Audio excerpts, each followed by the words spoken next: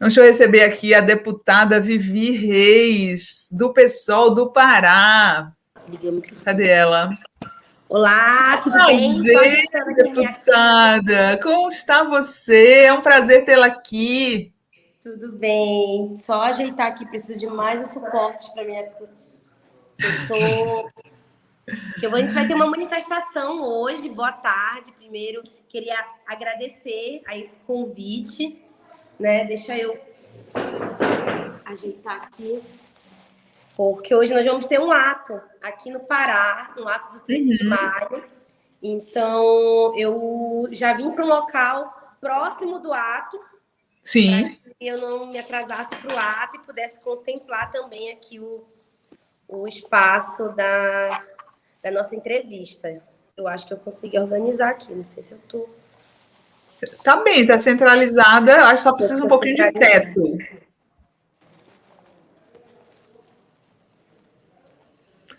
Estão falando que o áudio tá ruim, mas não tá não. Para mim tá normal aqui o áudio da deputada. Pronto, acho que melhorou. Tá bom. A deputada Vivi Reis, ela foi campeã de votos para a Câmara de Vereadores na última eleição. Eu, inclusive, citei ela entre os novos nomes das mulheres de esquerda, e aí ela acabou assumindo a vaga de deputado federal, porque o Edmilson se tornou prefeito, não é isso, Vivi? Isso, primeiro, Sinara, eu queria aqui te parabenizar por sempre trazendo esses debates, né? Levantando o nome de pessoas que, como eu, aí estão surgindo nesse cenário político, mas que não surgem do zero, mas surgem de uma construção coletiva, surgem de uma construção de movimento estudantil, de movimentos sociais. Então, eu acho que isso foi o que nos fez, né, que nos deu consequência a uma votação tão boa em 2020, né? Em 2020, eu fui a vereadora mais votada de Belém, né? A gente teve 1,3% dos votos válidos. Isso significa também que eu fui a mulher mais votada do Brasil em termos de proporcionais. Que demais! Parabéns! Aí eu até brinco que os nossos eleitores miraram numa vereadora e ganharam uma deputada, né? Porque a gente assumiu esse mandato de deputada federal com a vitória do prefeito de Belém, Edmilson Rodrigues, que era até então deputado do Pará e que agora está sendo prefeito de Belém. Então, para mim, foi uma experiência bem diferente, né? Porque eu nunca estive na política institucional, né? Eu sempre fui ativista, militante feminista e entrei num espaço que é altamente violento, que é essa Câmara de Deputados, né? A gente sabe bem quais são as práticas que são feitas na Câmara de Deputados, né? Que é bem difícil quando você é uma mulher jovem da Amazônia, né? Bem duro. Gente, e essa semana, a semana passada e essa, as deputadas de esquerda estiveram sob ataque de um deputado energúmeno do Pará, justamente, né? Conterrâneo da Vivi, que é delegado, deputado. Infelizmente. Exato, Éder Mauro. E eu vou colocar aqui para vocês 2 vídeos do deputado que a Vivi divulgou na página dele. Primeiro, o vídeo em que ele ameaça com todas as letras, as deputadas de esquerda, né? Que existe uma tentativa de silenciamento hoje das deputadas de esquerda na Câmara. Coloca primeiro o vídeo em que ele fala, Guilherme, depois a gente bota a resposta da Vivi, tá bom? Eu matei, sim. Não foram poucos, não. Foi muita gente. Eram pessoas como aqueles que morreram lá em Jacarezinho. Eu queria que vocês estivessem aqui, fisicamente, para a gente poder discutir olhando olho no olho. Passaram a semana toda protegendo os 25 bandidos, 26 que morreram em Jacarezinho. Foi pouco. Deveriam ter mais operações dessa. Vão dormir e esqueçam de acordar, rapaz. Nossa. E bota a resposta agora da Vivi, Guilherme.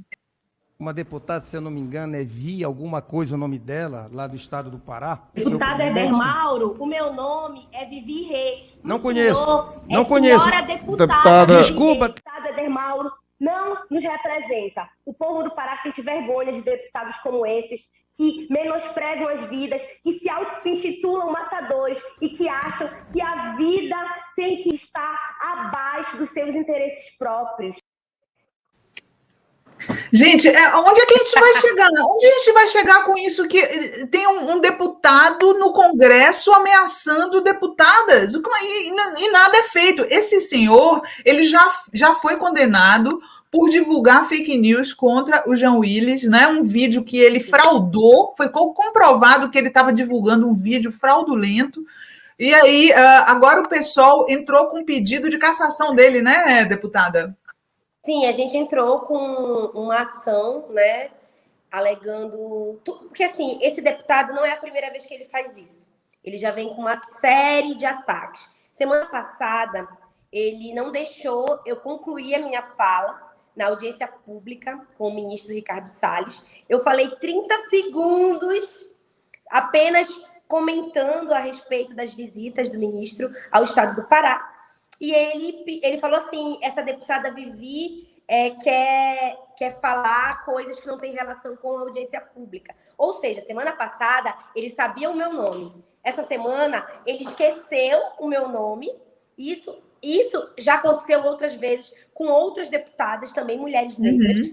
E simboliza uma prática de desumanização dos corpos negros na política, né? Quando um político igual ele pega e fala, né, um deputado fala que não sabe o nome da deputada, ele quer dizer o quê? Que ele não reconhece a humanidade, ele não reconhece que aquela deputada pode ter direito a ser chamada pelo seu nome, né? Então, isso já é um elemento muito problemático. Outro elemento é que no regimento interno da Câmara, um artigo deixa explícito que os deputados devem se tratar como senhores e senhoras, utilizar o pronome excelência, correto?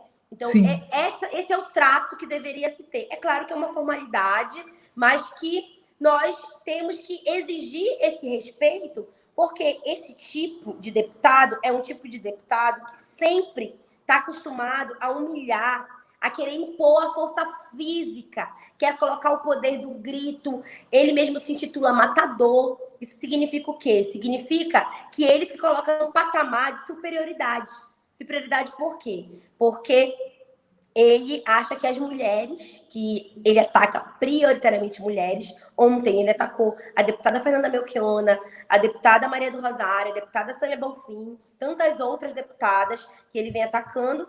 E ele se usa dessa valentia, entre aspas, impondo força, impondo palavras de baixo calão, palavrões, para querer desmerecer o trabalho das deputadas. Então, quando ele fala que não me conhece, que não sabe meu nome, ele quer dizer, na verdade, que para ele pouco importa quem eu sou e se eu tenho nome, porque ele é muito superior a isso. Então, a gente precisa combater, né? Eu nem gosto de formalidades. Quem me conhece sabe que eu gosto de ser tratada como Vivi, né? Como alguém mesmo que está assim, né? No mesmo patamar. Mas se não tem respeito, né, deputada? Exato, mas eu não admito falta de respeito. Eu participei de uma reunião de líderes logo nas primeiras semanas do mandato, que eu sou vice-líder do pessoal na Câmara, né? Já cheguei assumindo já chegou chegando.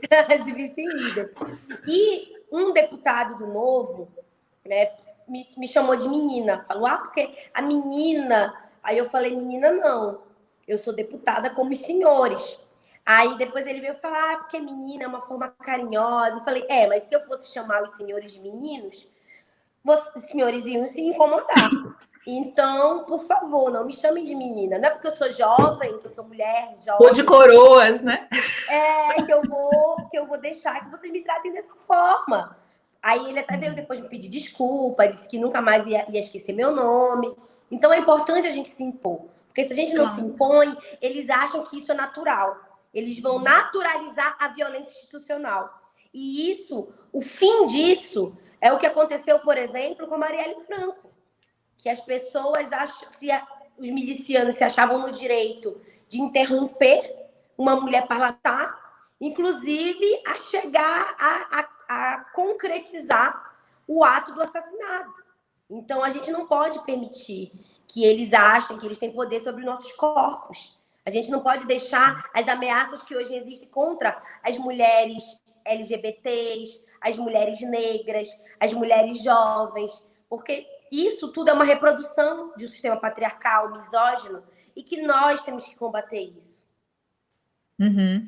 Deputada, o que mais me choca e revolta é ver que essa tentativa de silenciamento das deputadas mulheres, né, de esquerda, essa tentativa é capitaneada por duas mulheres, pela deputada Carla Zambelli, na Comissão de Meio Ambiente, e pela deputada Bia Kicis, na Comissão de Constituição e Justiça.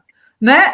Como é que você vê esse tipo de comportamento partindo de mulheres contra outras mulheres?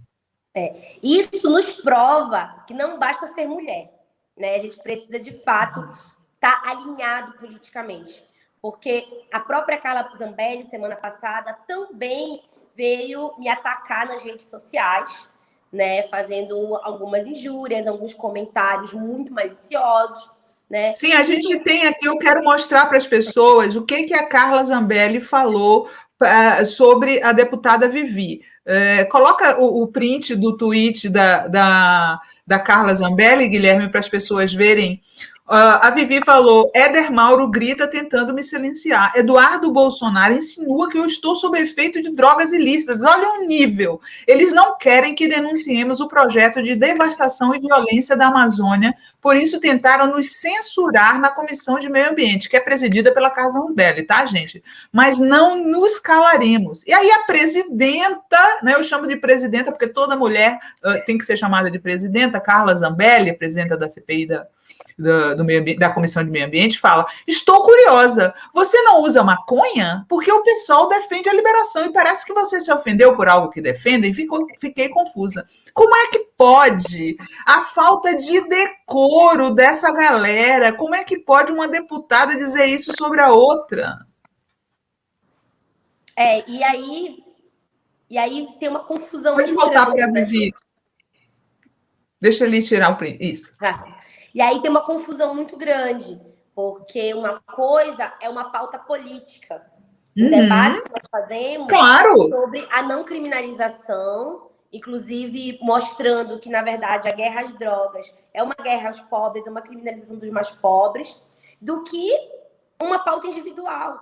Então, ela colocou num patamar como se fosse o PSOL, por defender, sim, a legalização, é um partido que é composto por pessoas que fazem uso de drogas ilícitas, sendo que, na verdade, é uma pauta política e não uma demarcação de um gosto pessoal. Então, acho que eles precisam entender essa diferenciação. E o Eduardo Bolsonaro foi altamente desrespeitoso, porque falar em uma audiência pública, se um deputado ou uma deputada está sob efeito de drogas, isso aí é um desrespeito que vocês imaginem se fôssemos nós acusando qualquer um deles. Com certeza nós iríamos silenciar. De estar sob efeito de cocaína, né? Imagina se dissesse que o deputado Eduardo Bolsonaro está sob efeito de cocaína, qual seria a reação dos bolsonaristas?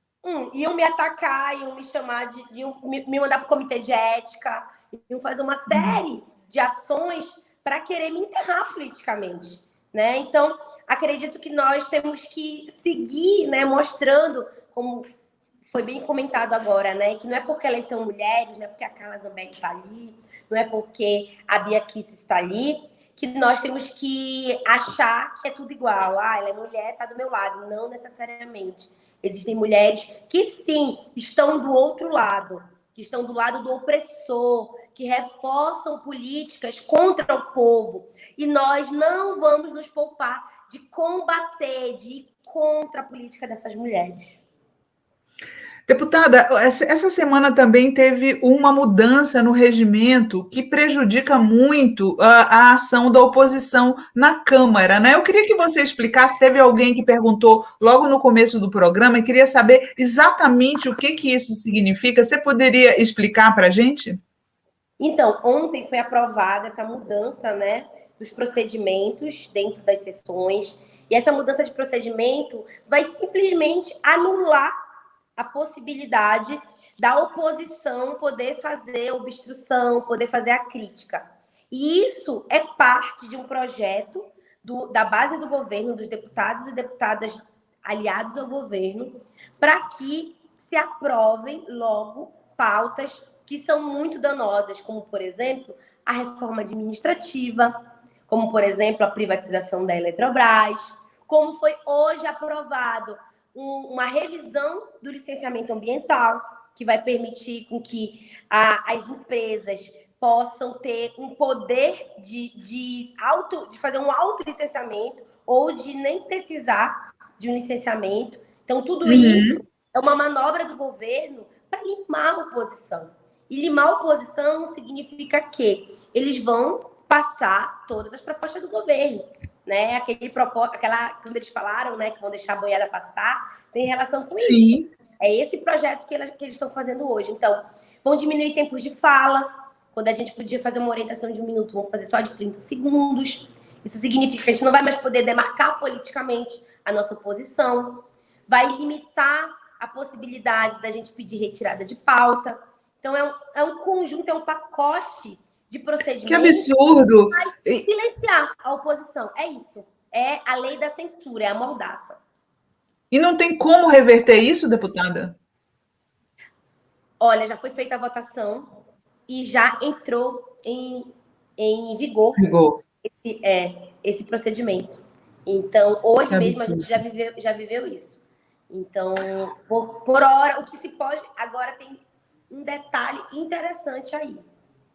Esse procedimento foi mudado agora, então ele vai seguir acontecendo. Se numa próxima legislatura, hoje, uma parte da oposição passar a compor o governo, e o que eles vão se ferrar. Virar a oposição, eles que são hoje governo, muito vão se prejudicar. Então, aí é um detalhe interessante, que inclusive a nossa proposta era que se fosse votado isso, que se fosse votado para passar a acontecer na próxima legislatura.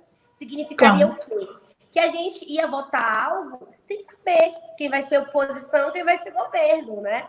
Então, exato. O elemento interessante é que isso pode ter prazo de validade, né? Porque a próxima eleição pode mudar o cenário. Exatamente, ou seja, gente, o que ela está falando é que na próxima legislatura, se por acaso a esquerda ganhar a presidência, a direita que ficar na oposição é que vai sofrer com essas regras, né? É tipo uma burrice generalizada, além de tudo. A Evelyn Maciel está perguntando para você, deputada. Sinara, gostaria de saber como está sendo o combate aos Salles na Amazônia. O que está acontecendo com as mulheres indígenas atacadas? Isso aqui é uma pauta muito importante. Inclusive, nós já estamos com uma audiência pública marcada pela Comissão de Direitos Humanos para debater esses ataques às mulheres indígenas da Amazônia, porque hoje existem grupos de garimpeiros que estão muito bem organizados, articulados com o governo federal, com o ministro Salles. Não sei se vocês acompanharam as últimas notícias, que o Salles vai montar um escritório no Pará, e ele está vindo sempre aqui ao Pará, e que eles estão com um plano muito bem arquitetado, até com alguns projetos de lei também, que querem passar na Câmara de Deputados e no Senado, para favorecer grileiros, fazendeiros, garimpeiros, e que esses garimpeiros hoje ameaçam as mulheres indígenas ao ponto de que, no último mês, nós vimos aí uma questão muito grave de um ataque à sede das mulheres indígenas do povo Munduruku, lá em Jacareacanga, né? Então, existem mulheres indígenas que estão ameaçadas de morte. A Alessandra Munduruku, a Leusa, a Auricélia, várias mulheres que são lideranças e que hoje vivem em situação de ter que fugir, né, dessa ameaça e que precisam de serem protegidas, principalmente pelo Estado, né? E isso faz parte de um projeto do governo federal, um projeto que hoje, por exemplo, na votação do licenciamento ambiental, vários deputados da direita estavam comentando que os povos indígenas já têm muita terra. e que precisaria explorar essas terras. Então, é todo um conjunto. Eles falam isso desde o começo, né? O general Heleno e o Bolsonaro nunca esconderam isso. Exatamente. Então, hoje o Salles, né, é uma das figuras do governo Bolsonaro que é o verdadeiro inimigo do povo da Amazônia. Esse ministério que deveria ajudar na promoção de políticas públicas, na garantia da proteção ambiental e proteção dos povos da Amazônia, está fazendo exatamente o contrário. Está numa lógica de genocídio do povo, dos povos tradicionais, de devastação, de desmatamento. Tem uma relação muito próxima com as madeireiras, né? Ele posta fotos com a madeira derrubada. E ele também tem uma relação muito próxima também com alguns políticos do Pará. Políticos esses que tentam se prevalecer do seu local enquanto representante, deveria ser um representante do povo, para negociar direitos e vender, né, esse território, né, a outros interesses que não são os interesses do povo, mas interesses de lucro de empresas. Então, isso é muito grave. E hoje, a aprovação do licenciamento ambiental foi mais um episódio nefasto dessa política bolsonarista e do Ricardo Salles. Deputada, e quanto à sua própria segurança, você não teme, a partir dessas ameaças que o deputado delegado Éder Mauro fez? Eu venho refletindo muito sobre isso, né? Porque se eu disser que não existe medo, insegurança, eu vou estar mentindo, né? Você anda com escolta, não? No momento, não. Ainda não temos segurança profissional, né? E nós ainda não recebemos ameaças direcionadas a respeito de ameaças de morte, né? Mas, assim, eu tenho refletido sobre isso numa perspectiva de que o povo hoje vive uma insegurança do ponto de vista da sua alimentação, passando fome, uma insegurança da sua vida, em que a gente teve ali a chacina de Jacarezinho, em que várias pessoas foram assassinadas voltando do seu trabalho, indo para suas casas, assassinados sentados em uma cadeira. Ou seja, foi uma execução direta. Muitos povos indígenas, povos do campo, vêm sendo assassinados pela milícia rural. E assim, eu, enquanto deputada, hoje eu tenho o privilégio de ter uma imunidade parlamentar, de ter a possibilidade de ter pessoas que me cercam, né, e que estão a todo momento atentos a essa questão da segurança, de ter uma visibilidade em que eu tenho certeza que qualquer ataque, ameaça a minha vida, vai repercutir nacionalmente como algo grave, né? E vamos pensar agora em todo o povo que não tem tudo isso. Então, hoje, no meu lugar de privilégio, eu avalio que eu não posso abrir mão de seguir lutando, porque se eu tenho condição de lutar por essa transformação, lutar por aqueles que não são escutados e que não conseguem ter essa visibilidade que hoje, enquanto deputado, eu tenho, uma tarefa minha ecoar tudo isso, ser essa porta-voz, não desistir dessa luta. Então, assim, eu tenho o convencimento político e a disposição de seguir nesse enfrentamento por todos aqueles que não podem seguir, por todos aqueles que já estão silenciados historicamente, então há muitos anos sem poder, de fato, gritar para o mundo tudo que vem sofrendo em relação ao genocídio do povo negro, genocídio de indígenas. Então, eu acredito que eu sou uma dessas vozes, né, que está ecoando nacionalmente. Então, é o meu dever, é o meu papel, enquanto uma privilegiada por estar no espaço do parlamento, ecoar todas essas vozes daqueles que hoje estão silenciados por esse país que é racista, que tem um projeto genocida, que é misógino e que é tão desigual do ponto de vista das classes e que é injusto, né? E que acirra cada vez mais as diferenças sociais. Olha, deixa eu ler aqui os superchats que estão chegando aqui. O Marcílio Godoy falou: voto impresso facilita o cabresto da milícia, não podemos ceder. Marcílio, quando eu me referi ao voto impresso, é porque existe uma proposta de, na verdade, imprimir o voto eletrônico. É diferente da gente votar com papeleta, não é isso. A ideia é que saia impresso após a gente votar na máquina. Então, assim, se é isso para calar, eu defendi aqui, deputada, que se for necessário isso para calar a boca dos bolsonaristas, que seja feito, sabe? Porque a gente não pode ficar nessa chantagem. Se a gente não fizer isso, eles vão ficar nessa chantagem. Ah, é fraude, não sei o que, até quando, né? E a Rosane Tavares falou para você aqui, ó. Por isso eu já comecei falando sobre a importância de quem elegemos para o Congresso também. Fundamental. Parabéns, meninas. Ela botou aqui. Claro, né? Sem o Congresso, não tem quem governe, não é isso? Exatamente. Eu percebi que hoje as pessoas elas começaram a refletir um pouco mais, né, sobre em quem votar. Antes era uma coisa muito assim, vou votar em qualquer um, política é tudo igual. E nós conseguimos mostrar que, na verdade, não é tudo igual. É que as pessoas que são nossas, que são alinhadas com o que a gente acredita, não estavam chegando nesse lugar. Não estavam chegando no lugar da decisão. Sim. Então, ali ficava todo mundo igual realmente.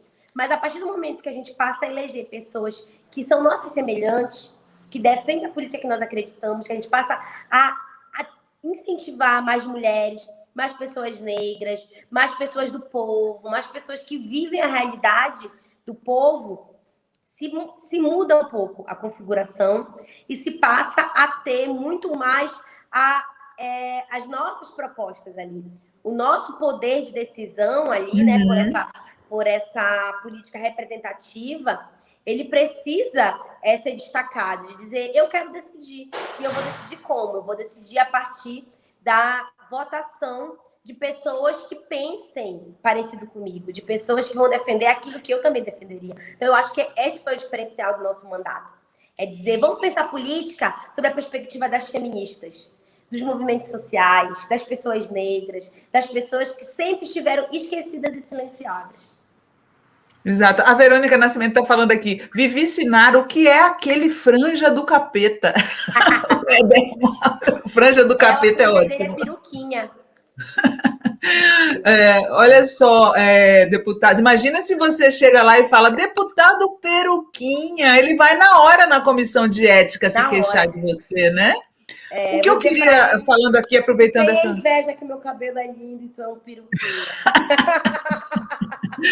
Eu estava pensando aqui enquanto você estava falando, né? Porque uma das coisas que eu comemorei tanto em 2018 quanto em 2020 foi essa chegada forte das mulheres ao parlamento, também às câmaras de vereadores e também às assembleias legislativas, mulheres negras, mulheres trans, né?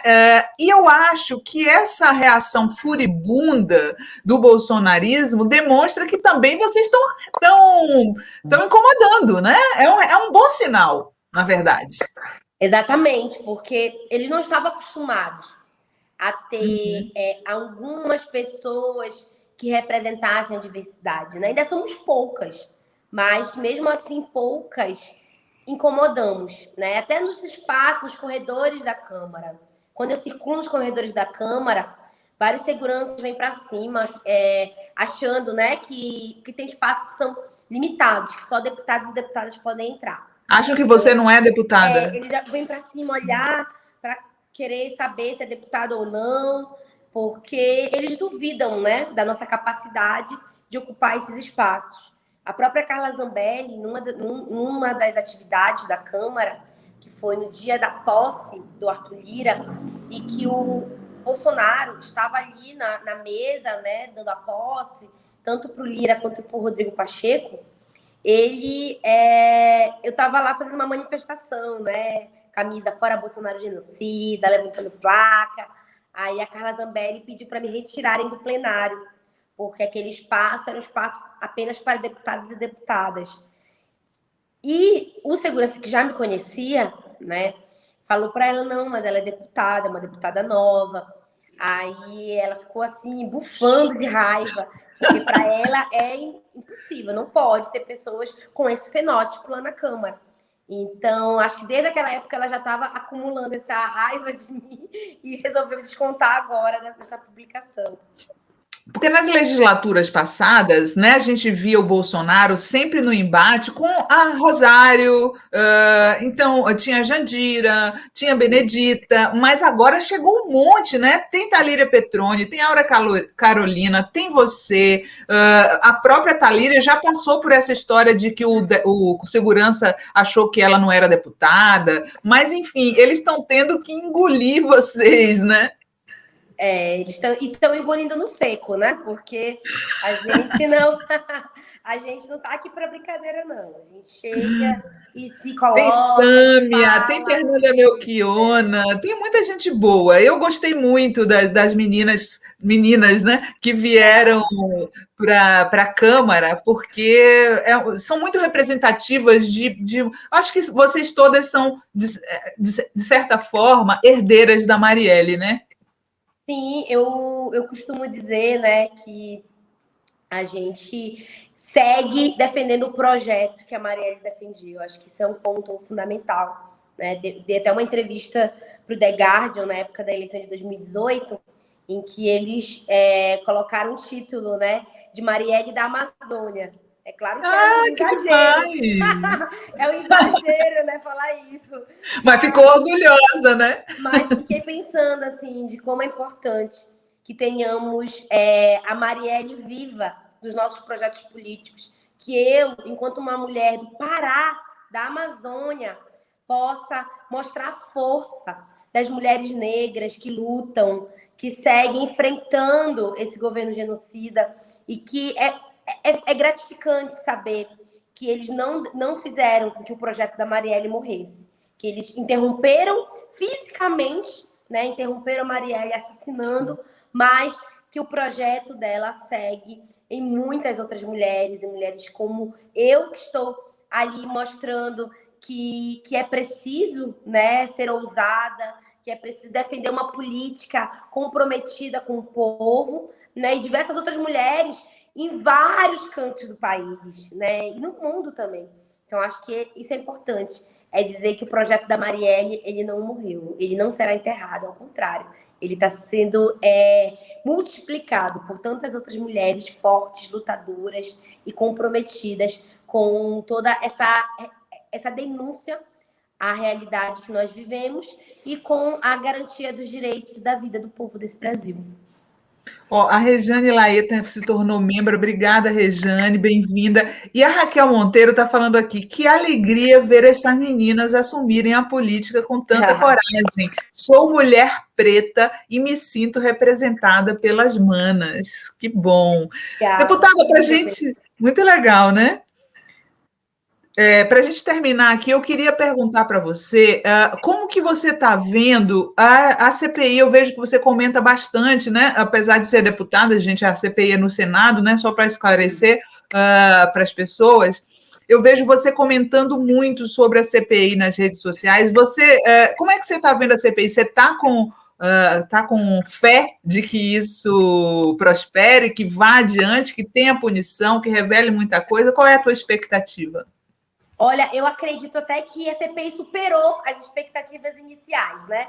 Sempre como se fala CPI, a gente imagina que vai terminar em nada, né? Vai terminar em política, vai ser algo que vai virar uma conversa de compadre, né?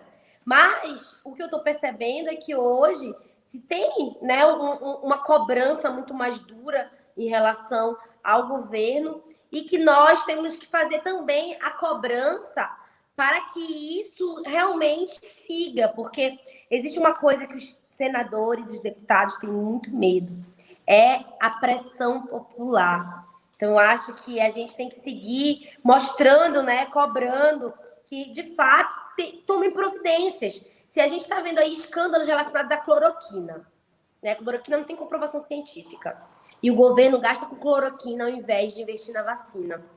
Corte das universidades públicas ao invés de incentivar que as universidades públicas possam continuar produzindo ciência, né?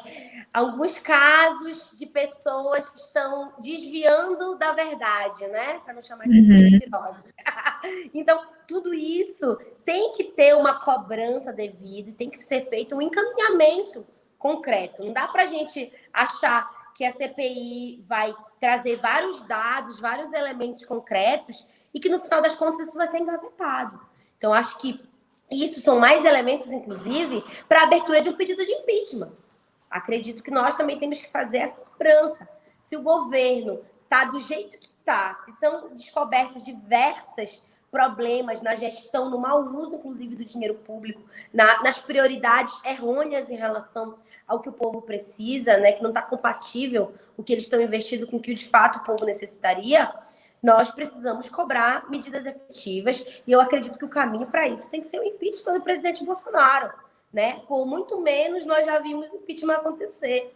Então, nós temos aí que seguir cobrando o impeachment do presidente Bolsonaro, denunciando, dizendo que não dá para viver num país em que já está explícito que o presidente é culpado pelas mais de 400 mil mortes ocorridas no Brasil.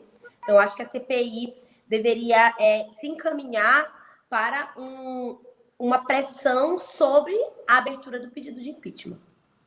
Ótimo.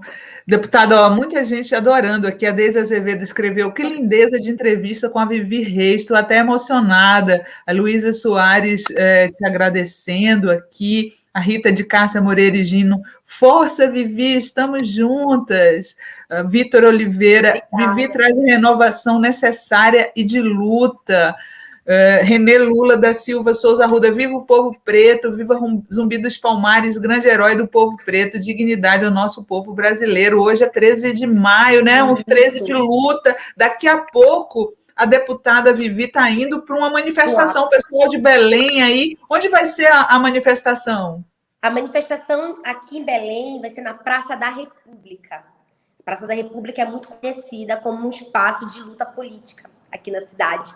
E também é uma das praças que marca um processo histórico do período escravocrata. Então, é um espaço também de resistência, né? Então, nós temos que denunciar esse 13 de março não é uma data de comemoração, né? De maio. 13 de maio não é uma data de comemoração, né? O povo negro, de fato, hoje não teve uma abolição completa, né? Ficou jogado ao acaso.